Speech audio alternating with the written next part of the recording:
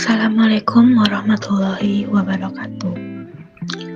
Kami dari kelompok 12 yang beranggotakan 1. Devin Pramana, 2.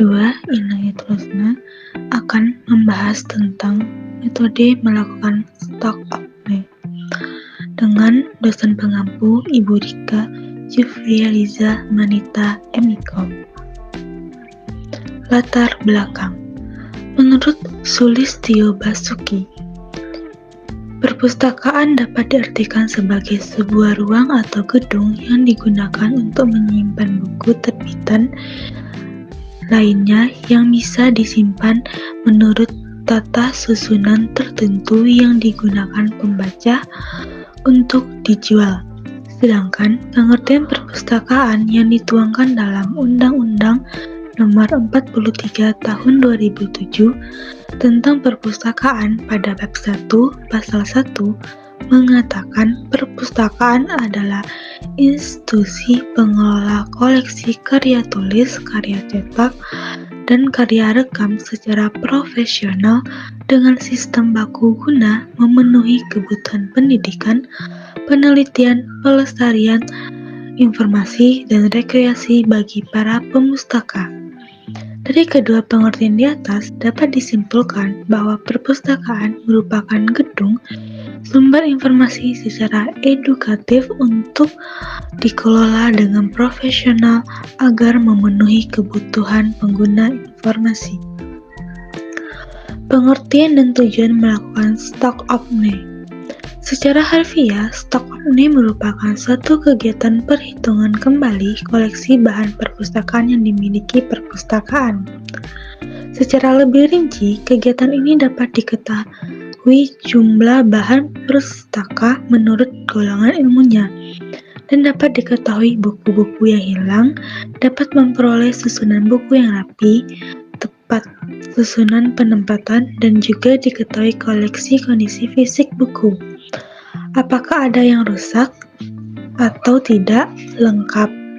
Selain itu, stock apnea juga untuk merawat dan mengelola koleksi, data pada pangkalan data, save lists, data pinjam, dan sebagainya.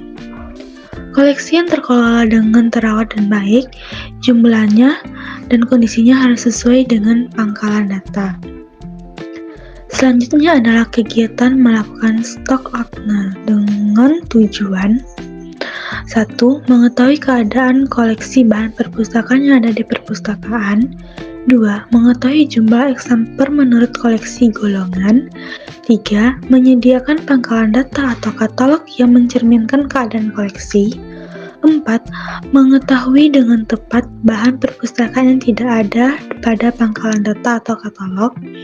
5. Mengetahui dengan tepat koleksi yang dinyatakan hilang. 6. Mengetahui dengan tepat kondisi koleksi baik dalam keadaan rusak ataupun tidak rusak. Baik, saya akan melanjutkan materi selanjutnya, yaitu persiapan stok opname. Yang pertama, menyiapkan pedoman stok opname. Yang kedua, membuat jadwal. Yang ketiga, menentukan pelaksana. Yang keempat, penanggung jawab stok opname. Yang kelima, kegiatan stok opname adalah tanggung jawab manajer layanan perpustakaan yang ada pelaksanaannya harus berkoordinasi dengan kepala perpustakaan. Perekrutan, pelaksanaan, dan pengawasan operasional sehari-hari dilakukan oleh manajer layanan perpustakaan atau wakilnya. Petugas layanan elektronik bertanggung jawab untuk mendukung acara teknis dalam stok opname tersebut. Selanjutnya, pelaksana dan pelaporan. Baik, materi selanjutnya yaitu metode stok opname. Metode yang dapat digunakan untuk melakukan stok opname tergantung kepada jumlah atau banyaknya koleksi yang dimiliki perpustakaan. Beberapa metode yang dapat digunakan yaitu yang pertama, menggunakan daftar pengadaan atau accessioning untuk perpustakaan kecil dilakukan oleh 2 orang. Seorang memeriksa buku satu persatu dari menyebutkan nomor induknya. Tugas yang satu lagi memeriksa dan memberi tanda pada daftar pengadaan. Yang kedua, menghitung buku. untuk perpustakaan kecil. Buku-buku dirak dihitung langsung sehingga dapat diketahui jumlahnya. Ditambah dengan buku yang dengan dipinjam, dijilid dan diperbaiki. Selanjutnya jumlah buku berdasarkan buku induk dikurangi dengan jumlah buku hasil penghitungan dirak. Selisih dari kedua angka tersebut adalah jumlah buku yang tidak diketahui atau hilang. Yang ketiga, menggunakan pangkalan data. Baik, selanjutnya yaitu C. Pentingnya melakukan stok opname dalam pengembangan koleksi perpustakaan.